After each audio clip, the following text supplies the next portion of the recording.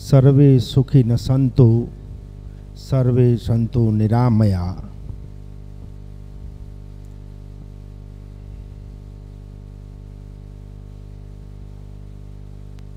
हमारे वेद, हमारे शास्त्र, हमारी संस्कृति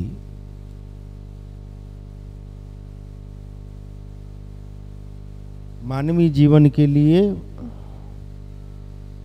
विश्व के लिए, संबंधों के लिए, संपत्ति के लिए, सुख के लिए, स्वास्थ्य के लिए इतना कुछ प्रामाणिक चीजें छोड़ गई है।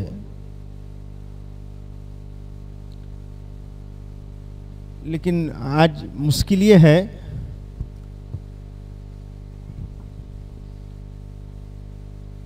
कि हमको उस ज्ञान को लेने की तड़प ही नहीं है, या फिर हमको उस प्रामाणिक सिद्धांतों को जानने की कोई इच्छा ही नहीं है। आज जानने की इच्छा ये है कि पैसे कैसे ज़्यादा बनाएं, नौकरी में प्रमोशन कैसे हो, किस धंधे में ज़्यादा फायदा होगा।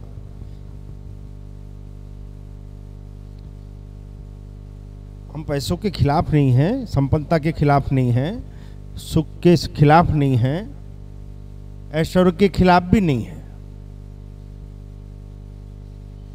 लेकिन हम अशांति के खिलाफ हैं, हम अज्ञानता के खिलाफ हैं, हम अव्यावहारिकता के खिलाफ हैं, क्योंकि हम शक्ति पूजक हैं, हम अग्नि पूजक हैं। और अग्नि के साधक जो रहते हैं, अग्नि के पूजक रहते हैं, वो ऊर्ध्वगति की ओर जाते हैं।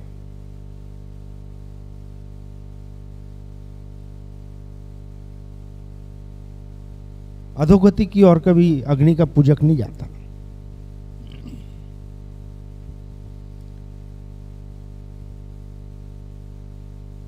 हम आप किसी न किसी संप्रदाय से निश्चित रूप से जुड़े हैं, मानते हो कि नहीं? हम किसी को तो मानते हैं, किसी तत्व में हमारी श्रद्धा है, लेकिन मां की कृपा से जो ज्ञान प्राप्त हुआ उसमें किसी संप्रदाय के ग्रंथ में ऐसा नहीं लिखा है, वो बाइबल हो, कुरान हो, गुरु ग्रंथ साहिब हो, चाहे सामवेद, यजुर्वेद, अथर्ववेद, हमारे जो 4 वेद हैं उसमें किसी में ऐसा नहीं लिखा है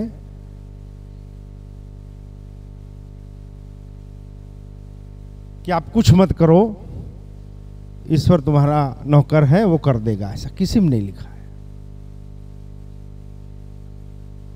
सब में एक ही बात अलग अलग तरीके से हमको आपको दी गई, समझाई गई, लिखी गई।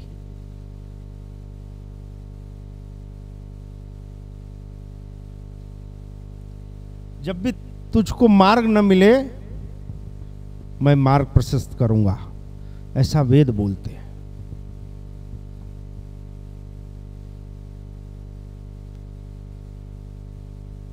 ऐसा ही हमारे बुजुर्ग भी बोलते हैं कि बेटा समझ में नहीं आए तो पूछना।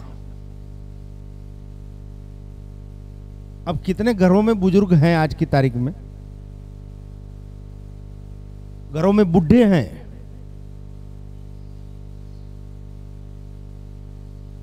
तो न वेद रहे मार्गदर्शक के रूप में और न बुजुर्ग रहे।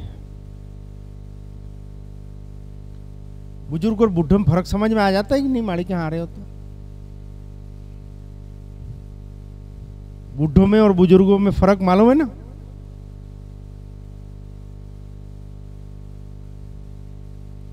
नहीं मालूम हो तो आप जानो। तो फिर इंसानों में और पशुओं में, पक्षियों में भी फर्क मालूम होगा, मालूम है कि नहीं? शास्त्रों में जीवात्मा संबोधित किया जाता है, वेदों में जीवात्मा संबोधित होता है। प्राणी, प्राणी मात्र, जीवात्मा मात्र, देहधारी मात्र, ऐसे ऐसे शब्दों का उच्चारण होता है।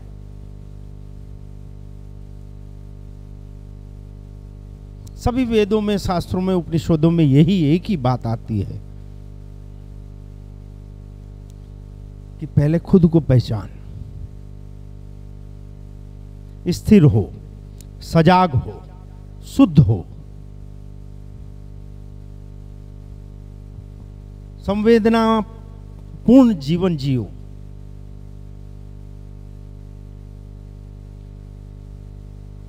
मणि ने एक बहुत शॉर्ट फॉर्मूला समझाया था कि जब कोई शब्द का मतलब नहीं समझ में आए तो उसको संधि विच्छेद कर दो या उसको उल्टा पढ़ो।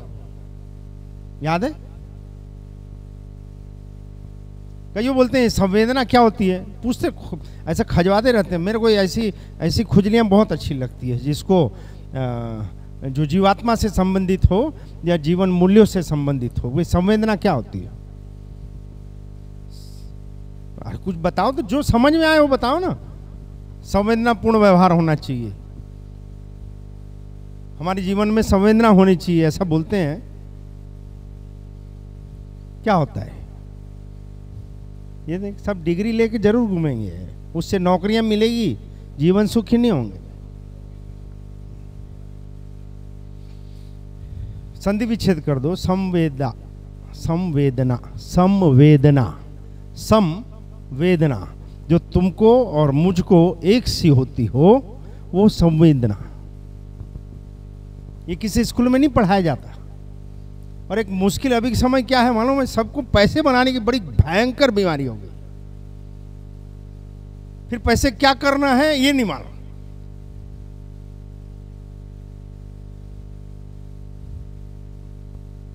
जाग रहे हो ना? मान लो, चलो मान लो, मान लो एक माला माल करके पिक्चर आई थी, देखियो क्या कोई? नसरुद्दीन शाह की। नहीं देखे हो ना तो वो यूट्यूब में कहीं से भी निकाल के देखो यार। अगर चेतना ना हो, अकल ना हो तो संपत्ति किस काम की? अगर संवेदना ना हो तो हमको पद किस काम के?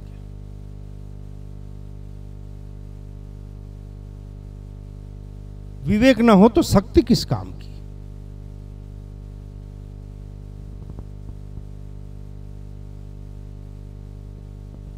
नसरुद्दीन शाह की एक मालामाल पिक्चर आई, देखे नहीं क्या कोई? देखियो, आप देखो, देखा है? वो नसरुद्दीन शाह ना,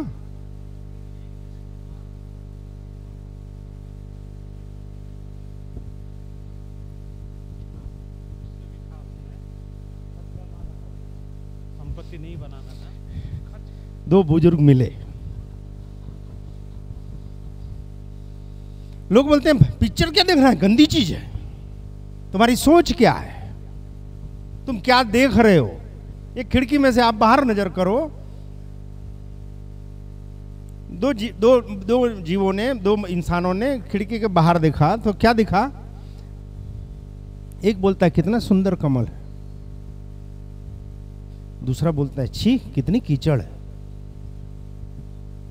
एक ही चीज कि अगर कीचड़ नहीं होगी तो कमल नहीं होगा, पर एक को सुंदर कमल दिख रहा है और एक को कीचड़ दिख रही है। हम क्या देख रहे हैं? हम क्या सीख रहे हैं उससे?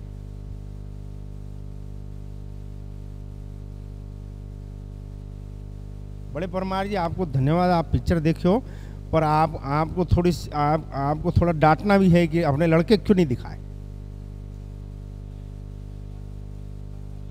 अरे कितने भी साल बाकी, हम भी तब देखें, अभी बता रहे हैं ना बच्चों को।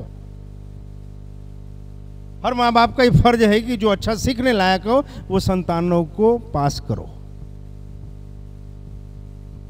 हर जेनेटिक मूल का, जिसको हम माता पिता कहते हैं, ये कर्तव्य है कि बच्चों की अज्ञानता को दूर करें।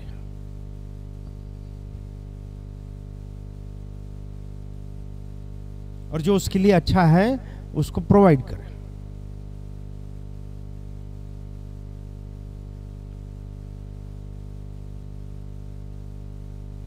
उसमें बहुत सामान्य जिंदगी, जो पैसे के लिए हमेशा उठक पटक करते रहे, ऐसे एक व्यक्ति की कहानी है जिसको 30 करोड़ रुपया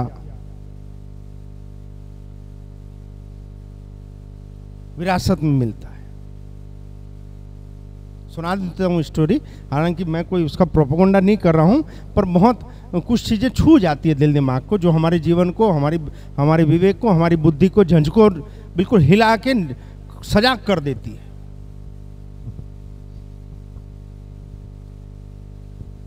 कोई थिएटर में जाए, कोई बुक पढ़ें, हम कोई ग्रंथ पढ़ें, तो हम हमारा समय इन्वेस्ट करें। देखो, जाग रहे हो ना, एक ही इंसान को एक ही चीज, या सभी जीवों को मात्र एक ही चीज परमेश्वर ने समान रूप से दी है। लोगों को लगता है नौकरी चली गई तो नुकसान हो गया, धंधे में नुकसान हो गया, पैसा कम हो गया, चाहे कोई टोपी पहना, नुकसान पैसों का कभी जिंदगी में होता ही नहीं।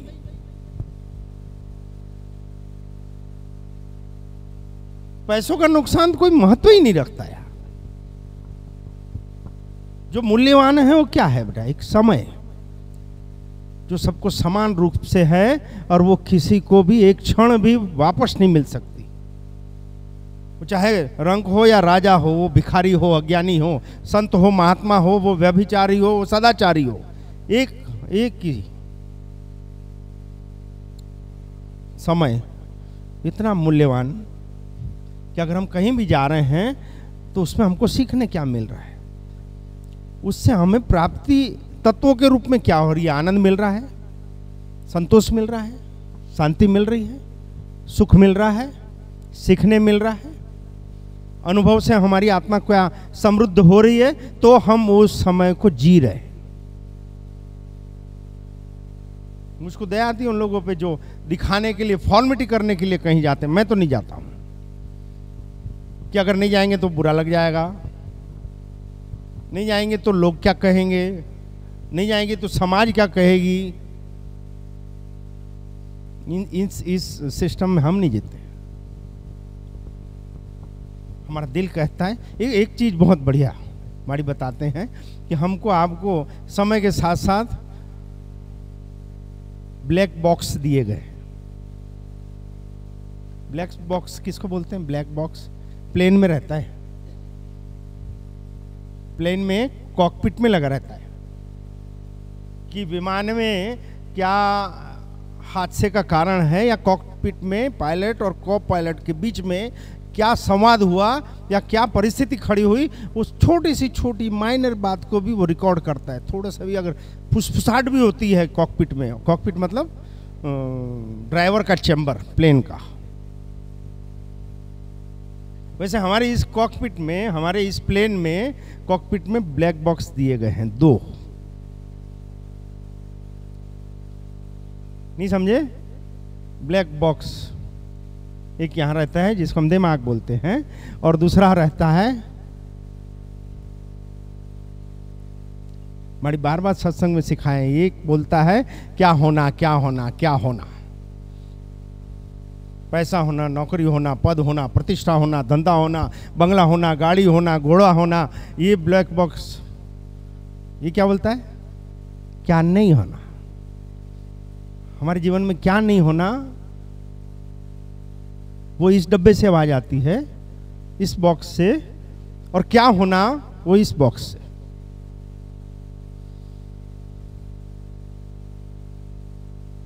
जिसने भी इसका सुना वो 12 के भाव से गया।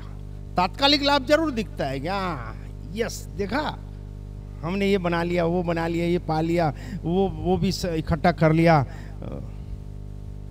लेकिन अक्सर इतिहास साक्षी है, आदिकाल से और आदिकाल तक जीतता हमेशा ही है।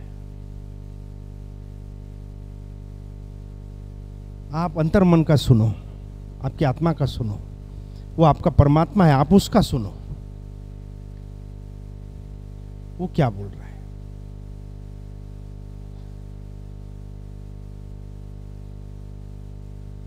आपका खुद का एनालिसिस करना बेटा। आपने जब भी दिल का सुना आपको सुख मिला,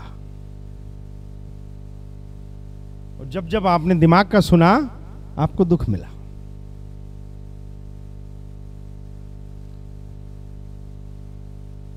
छोटी सी जिंदगी में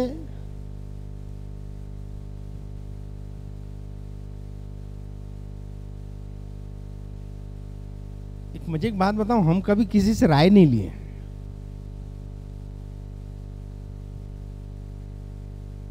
हमने कभी किसी से राय नहीं ली।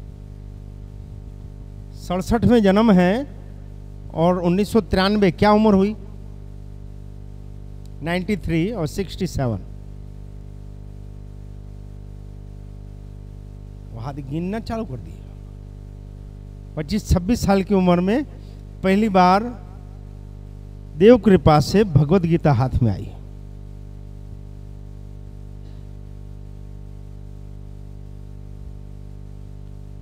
और एक खुजली हुई इस बॉक्स में कि यार सब लोग गीता जी करते हैं, है क्या इसमें? एक बार पढ़ लिए नॉवेल टाइप। हम गीता जी पढ़ते नहीं हैं, आपको बता दें, हम गीता जी का अध्ययन रोज नहीं करते हैं, लेकिन हम गीता जी रोज जीते हैं। हमारे हर व्यवहार में, हर कदम में, हर सोच में भगवत गीता प्रकट रूप से खड़ी रहती है। मेरा कृष्ण मेरा साथ रहता है हमेशा। मैं विवेक की डोर किसी भी स्थिति में कभी छोड़ने के लिए मंजूर नहीं।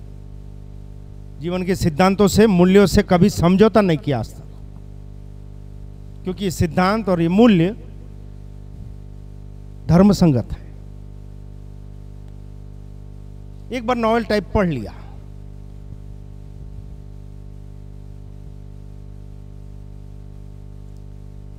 कुछ भी समझ में नहीं आया।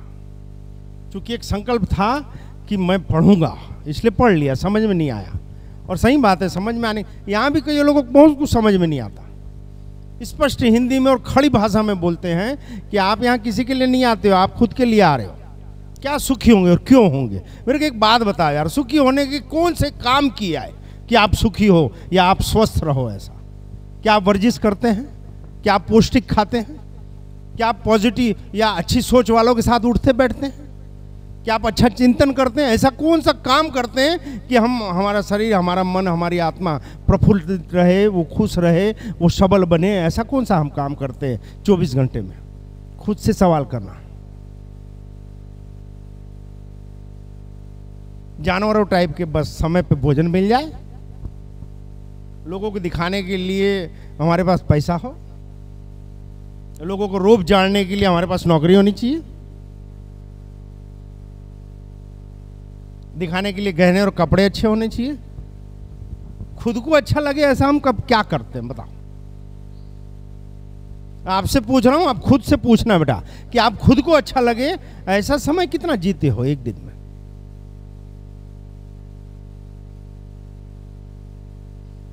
कि हमारा दिल खुश हो, हमारी आत्मा प्रसन्न हो, हमको संतोष और सुख मिले, हमको अनुभव मिले। मैं मानता हूं कुछ समझ में नहीं आता स्टार्टिंग में, पर कोशिश तो करो, क्योंकि हम भी कोई दूसरे ग्रह से आए हुए जीव नहीं है। अभी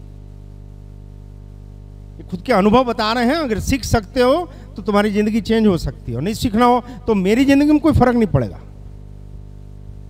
आप जिस गंदगी के साथ जी रहे हो जियो, आप इंद्रासन जैसा जीवन जी रहे हो, बहुत अच्छी बात है, इससे भी मेरे कोई फर्क नहीं पड़ेगा। पहली बार कुछ समझ में नहीं आया, गीता जी पढ़ ली पूरी।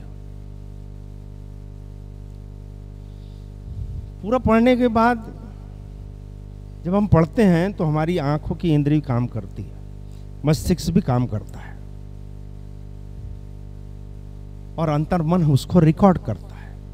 आपको बता दें बेटा, हमारा मन बहुत सी चीजें भूल जाता है, लेकिन हमारा जो अंतर्मन है, हमारे चित्रगुप्त है जो यहाँ बैठता है, वो कभी कोई भी एक्टिविटीज को इग्नोर नहीं करता, वो कोई भी घटना को भूलता नहीं कभी भी।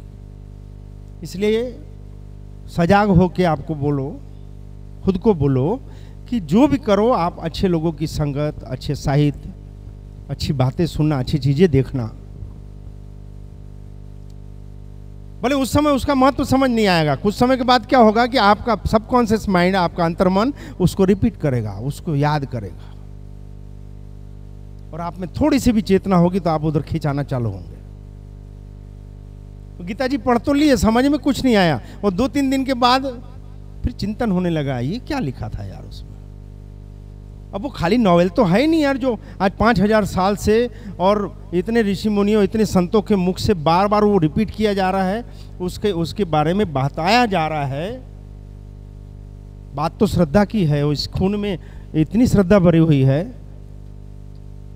कि हम धर्म के विरुद्ध चिंतन भी नहीं करते।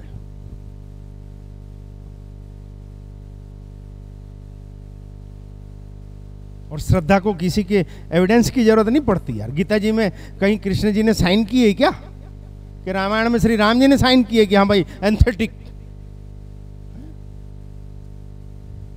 आपको मानना तो मानो, नहीं मानना तो मन मान दो, और अगर आप मान रहे हो तो उसका प्रभाव आप पे पड़ेगा, और आप नहीं मान रहे हो तो कुछ असर नहीं होगा।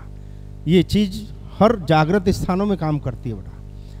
आपको अगर श्रद्धा है, भक्ति की शक्ति पे श्रद्धा है, तो रिजल्ट तुरंत मिलेगा। और आपको श्रद्धा नहीं है तो आप यहां पूरी जिंदगी आओ जाओ, कुछ नहीं होने वाला है।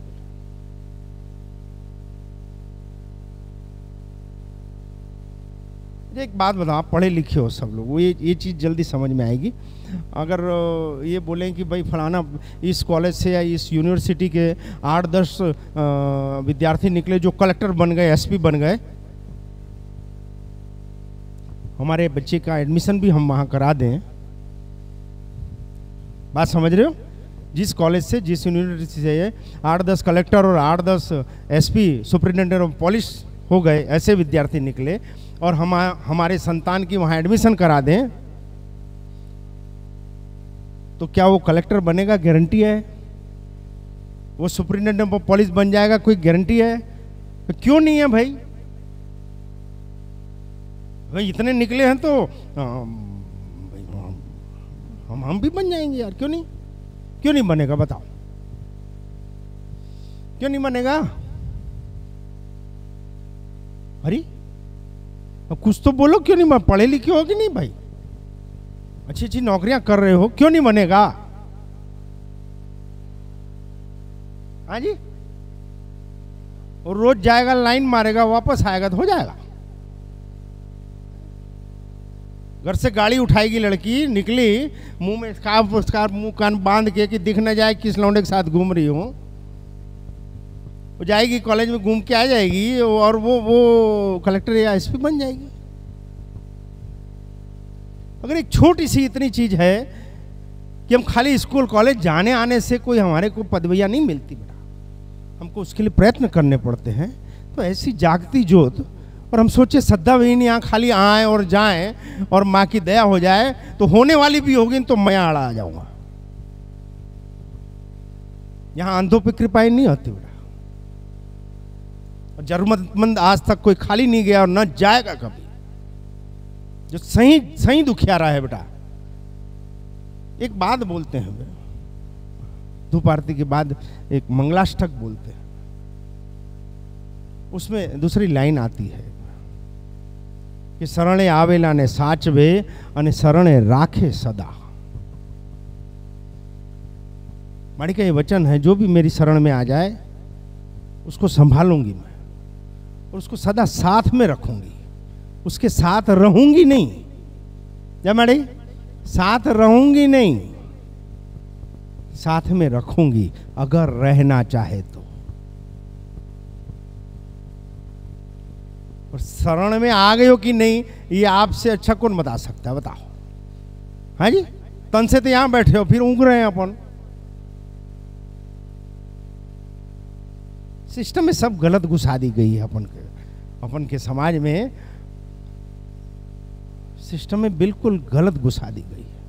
अंग्रेजों की गुलामियां, उसका असर भौगोलिक तरीके से तो हट गया, पर चेतना के रूप में नहीं हटा। अंग्रेज बोलते थे ना, टीथ फॉर टैथ, है नहीं, जो जैसा कर रहा है वैसा करो। हमने सब हमारे खून में उतार लिया है। कोई किसी से हमको फायदा हो रहा है तो उसके साथ रहो, है नहीं, किसी से प्रेम मिल रहा है तो उससे प्रेम करो। हालांकि प्रेम की परिभाषा ये नहीं है। प्रेम की परिभाषा हम आप क्या कर लिए हैं, जैसे प्रेम की परिभाषा क्या कर लिए हैं, जैसे तू मेरे को प्यार करना है और मैं तेरे को प्यार करूंगा। तू किसी को मत करना, मैं भी किसी को नहीं करूंगा। ये प्यार हुआ कि सौदा हुआ? तू मेरा मैं तेरा, तू किसी का नहीं मैं भी किसी का नहीं। प्यार मतलब ना अपेक्षा नहीं, ये मेरा फर्ज है, मेरा धर्म है। प्यार मां का होता है बड़ा, प्यार पिता का होता है, प्यार परमेश्वर का होता है। ये नहीं देखता कि भाई ये मेरा नाम नहीं लेता तो इसको हवा बंद कर दें, इसको पानी बंद कर दो, या इसको सूरज प्रकाश कम कर दो।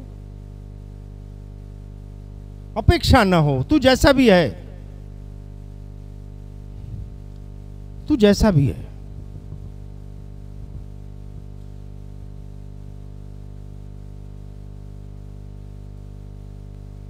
छोटी छोटी चीजें देखते हैं कि कितना गलत घुसा दिया गया है ऐसा।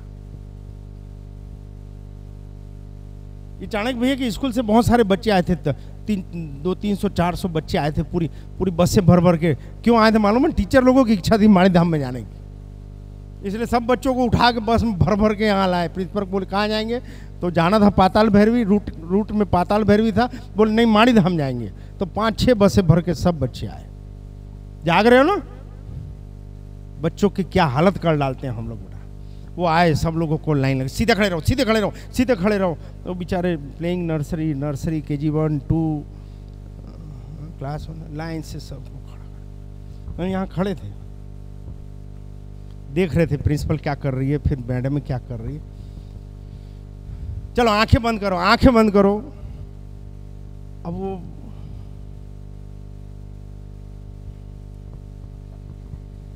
सब बच्चे की यही हालत है, आंखें बंद करो। हमको ये गलत सिखा, आंखें बंद करो। अरे आंखें खोल के देख यार, चेतना के साथ देख क्या इशारे हो रहे हैं। ईश्वर की कृपा आंखें बंद करने वालों पे नहीं होती यार, कभी कभी नहीं होती बेटा। और इस चौखट पे तो बिल्कुल नहीं हो गया। उन्होंने कहा हम देख रहे थे, मैडम को बोले मैडम क्या कर रहे हैं जैसे, नहीं सिस्टम में, ये सिस्टम नहीं है यार। आंखें बंद करो। एक 4 साल का, 5 साल का, 3 साल का, आंखें बंद करो। आंखें बंद कर ही नहीं सकता। और बड़ों को बोलते हैं आंखें खुली होकर बैठो, तो वो आगे बंद कर देते हैं।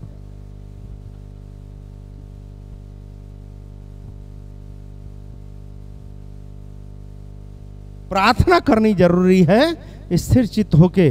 आंखें बंद करके कभी स्थिर चित्त नहीं हुआ जा सकता। हमने आंखें बंद की मतलब ज्यादा घूमेगा। तो यहाँ खड़े खड़े कईयों को देखते हैं, आने के साथ आंखें बंद कर लेते हैं। आंखें मैंने इतनी कदरूपी है यार, इतनी सुंदर सेक्सी देवी, इतना सुंदर श्रृंगार, आने के साथ आंखें बंद हो जाती है। बताओ, इसको निहार के वो अंतर्मन में छवि उतर जाए, तब हमारी आपकी प्रार्थनाएं कबूल होती है। खुली आंख से देखो यार, चेतना को खुली आंख से देखो। हमको देव खुली आंख से नहीं दिखता, बंद आंख से क्या दिखेगा? हर वो जीव सुखी है जो जैसा है वैसा जी रहा है, हर वो जीव दुखी है जो दिखावे में चल रहा है। लोगों को कह दिया कि भाई आप, माड़ी का एक वचन आए कि बेटा अभी श्रद्धा नहीं है इस जीव में, इसको बोल कि नित्य आ जाए। नित्य आए वो श्रद्धा जगाने के लिए कहा जाता है। जबकि नित्य आने से सामने वाला सोचता है अब इतने दिन से आ रहे हैं, अभी तक तो कुछ हुआ नहीं। तो ऐसा कहाँ वचन था माड़ी का कि तू नित्य आ, तेरे दुख दूर हो जाएंगे। तो श्रद्धा जागने की बात है। जिस दिन श्रद्धा जग गई, ये आध्यात्मिक शक्ति का प्रभाव ऐसा होता है कि श्रद्धावान पे उतर जाता है। इसके लिए आडंबर करने की जरूरत नहीं है, कुछ दिखावा करने की जरूरत नहीं है बेटा। आप कभी भी ब्रह्मांड की किसी भी शक्ति को अगर अपने उतारना ही हो, देवी शक्ति की कृपा उतारनी हो, आध्यात्मिक शक्ति की ज्ञान रूपी कृपा उतारनी हो, तो हमको अटूट श्रद्धा की जरूरत पड़ती है। और श्रद्धा रातों रात नहीं आती बेटा। हम मानते हैं हमको नहीं समझ में आई, गीता जी नहीं समझ में आई, हमने पढ़ ली, पर लेकिन फिर रिपीट होने लगा कि तू तो सिर्फ माध्यम है अर्जुन। मेरी एक बहुत गंदी आदत है, बता दूं क्या? ऐसा मुस्कुरा रही है जैसे अच्छा हुआ, बता। नहीं, ये सब मेरे लव लेटर भी इन्हीं के पास है, पूछ ला है ना? मैं आज इतनी सीमा रेखा में चलता हूँ, क्यों मालूम है? मेरे को आज 30 साल होने को आ गए शादी को, मेरी अर्धांगिनी में कभी मेरे को रोका नहीं यार, और रोकते नहीं है तो मजा नहीं आती। जैसे आंख बंद करो बोलते हैं तो खोलने की इच्छा होती है, खाली बक्सा हो और बोल दिया इसको खोलना नहीं तो ये मिठाई खाना नहीं। कोई लड़के के साथ घूमते हुए दीक्षित देख लेना तो क्या होता है, कोई लड़की गर्लफ्रेंड बनाए देख लेना तो क्या करते हैं, भूल से भी तुम कोई नशा पत्ती नहीं करना, चक्के देखना, दारू पीते हुए मिला देखना, अरे मतलब चालू। हमारी अर्धांगिनी 30 साल वैवाहिक जीवन के, वो कभी किसी चीज का नहीं बोलती, उसको चिढ़ाने के लिए बोलता था कि एक गर्लफ्रेंड और है, मिलना है इसको, हाँ चलो, तो गाड़ी में बैठ जाती थी, वो उसको मिलने चलती थी। तो शादी के बाद ही कहियो मिले हो कि नहीं मिले, चलती थी। जीवन खुला होना चाहिए। अगर हम में पाप नहीं है तो किसी के साथ शेयर करने में क्या दिक्कत है?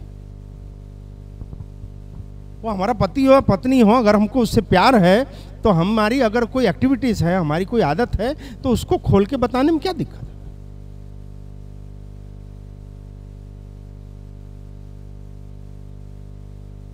अगर गलत है तो ही तो हम शेयर नहीं कर रहे हैं, गलत है तब तो नहीं बता रहे। हम तो कई आते हैं बोलते दारू छोड़ना है, उसकी घरवाली फरियाद करती है, उसको बोलते तेरे कैसे मालूम दारू पीता है? मैं देखती हूँ पीती है, अब पीता है तू भी बैठ जा साथ में। अगर वो रोज पीता है अच्छी चीज है तो बेटा तू भी पैक बना साथ में, या तो दोनों की एक आदत हो जाएगी, कलह मिट जाएगी, और या तो फिर शर्म के कारण वो छोड़ देगा। छुड़वाइए ऐसा ही। ये देखो,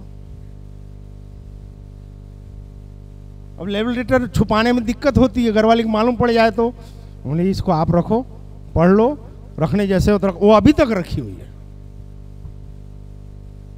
रो क्यों रहे हो? आपको मारी थी क्या? हाँ, सबका अपना भूतकाल होता है, और अपना भूतकाल गुदगुदाहट के साथ होना चाहिए। हमारा भूतकाल भयानक नहीं होना चाहिए।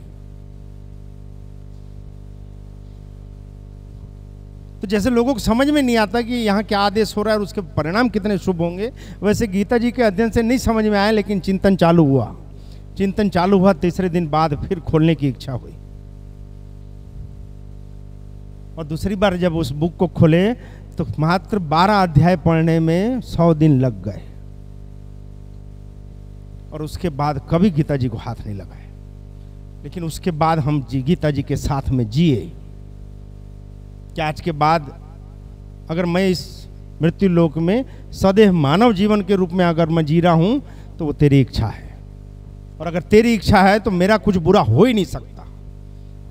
और अगर मेरे को कोई दुख रूपी अनुभव मिल रहे हैं, अपमान रूपी अनुभव मिल रहे हैं, नुकसान रूपी अनुभव मिल रहे हैं, तो वो तेरी इच्छा है परमेश्वर कि तुम मुझसे कुछ सिखाना चाहता है। उसके बाद हमारे जीवन में कभी कोई टेंशन नहीं आया, क्योंकि मैं विद्यार्थी हूं, मेरा गुरु कोई और है। मैं इस देह के रथ में बैठा हूं, मेरा रथी कोई और है।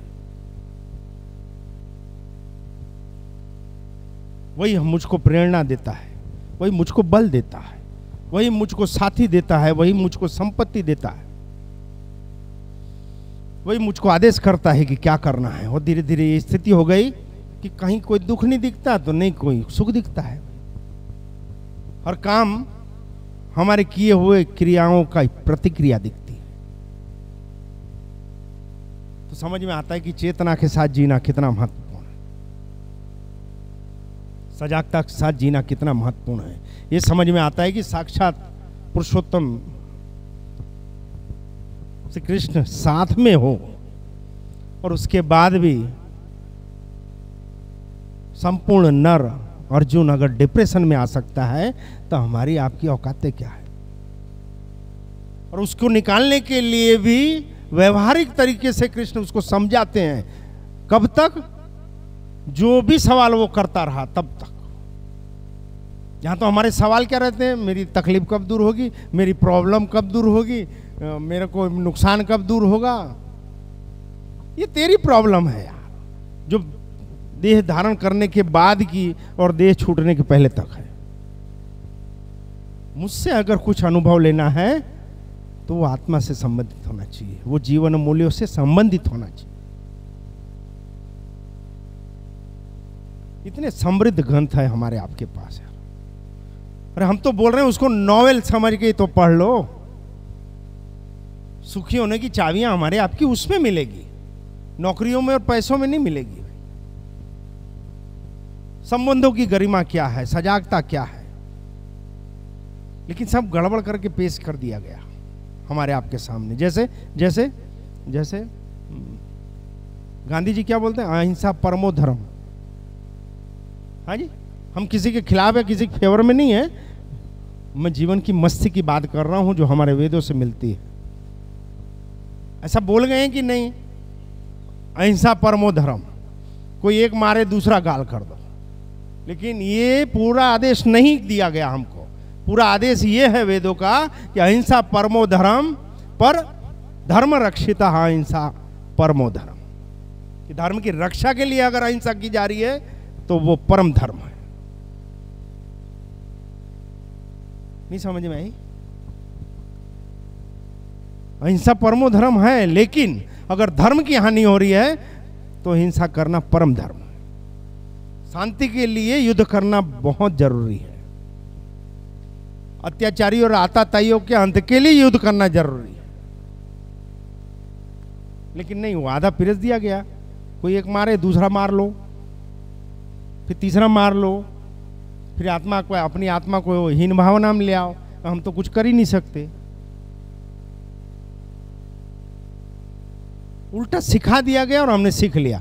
हमारे बुजुर्गों ने, हमारे व्यासपीठ के धर्माधिकारियों ने तथाकथित नोट बनाने के चक्कर में ना हमको आपको ये ज्ञान दिया। कुछ नहीं है, सबके घर में अच्छे साहित्य की बुकें होगी, और नहीं हो तो माड़ी के यहां से ले जाओ, चलो देखो तो सही कितनी मस्ती है यार। हमारे ऋषि मुनि, हमारे पूर्वज, हमारे संत, हमारे महात्मा, हमारे अनुभवी जन क्या क्या चीजें दे गए हैं।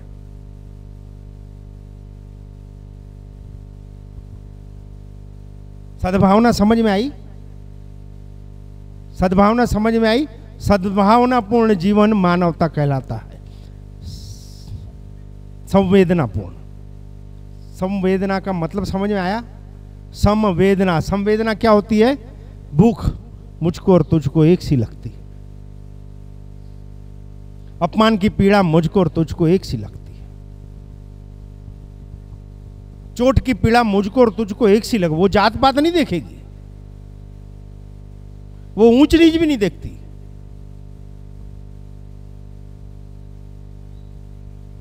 किसी के घर में मृत्यु हो गई तो मेरे या तुम्हारे घर में मृत्यु होगी तो समान सा दुख होगा,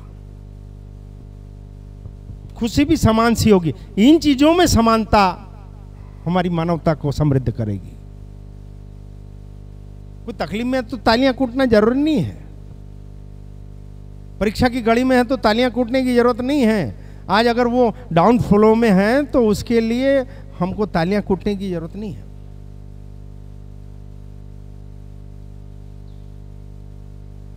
और वो माड़ी के यहाँ, माड़ी ने बहुत अच्छे से सिखाया बेटा कि भूखा कोई ना जाए,